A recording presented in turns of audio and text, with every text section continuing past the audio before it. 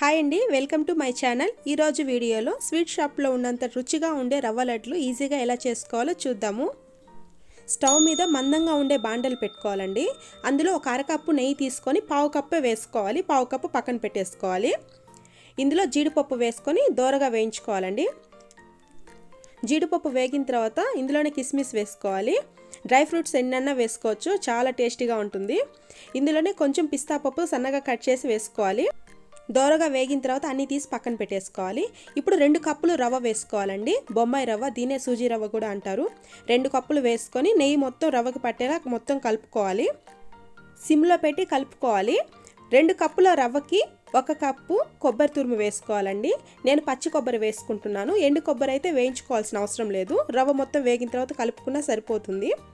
పక్కకి తీసి పెట్టుకున్న పావు కప్పు నెయ్యి కూడా వేసేసుకోవాలండి. వేసుకొని లో ఫ్లేమ్లో పెట్టే వేయించుకోవాలి.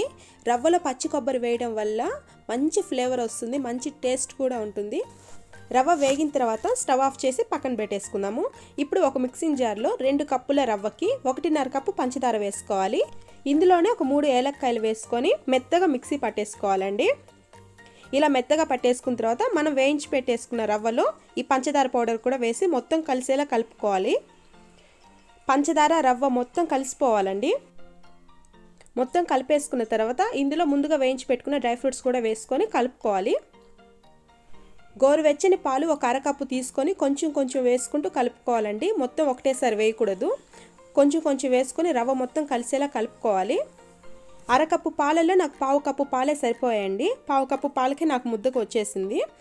రవ్వను మొత్తం ఒక పక్కకి జరుపుకొని చేత్తో అదుముకుంటే అందులో ఉన్న నెమ్ము మొత్తం రవ్వ పీల్చేసుకుంటుందండి. అప్పుడు ముద్దకు మంచిగా వస్తుంది. ఒక 5 నిమిషాలు పక్కన పెట్టేస్తే సరిపోతుంది. చూడండి, ఇప్పుడు మొత్తం పొడి పొడిగా అయిపోయింది. ఇప్పుడు మనం ఏ సైజు కావాలో ఆ సైజు తీసుకొని ఉండలు కట్టుకుందాము. 2 చేతులతో గట్టిగా కట్టుకోవాలండి ఉండలు, లేదా విరిగిపోతాయి. అన్నీ ఇలానే ముద్దలు చేసుకొని పక్కన పెట్టేసుకుందాము. ఎంతో రుచిగా ఉండే రవ్వ లడ్లు రెడీ అయిపోయాయండి. మీరు ఒకసారి ట్రై చేసి ఎలా వచ్చాయో నాకు కామెంట్ చేయండి. ఈ వీడియో మీకు నచ్చినట్లయితే నా ఛానల్ని సబ్స్క్రైబ్ చేసుకోవడం మర్చిపోవద్దు. బాయ్.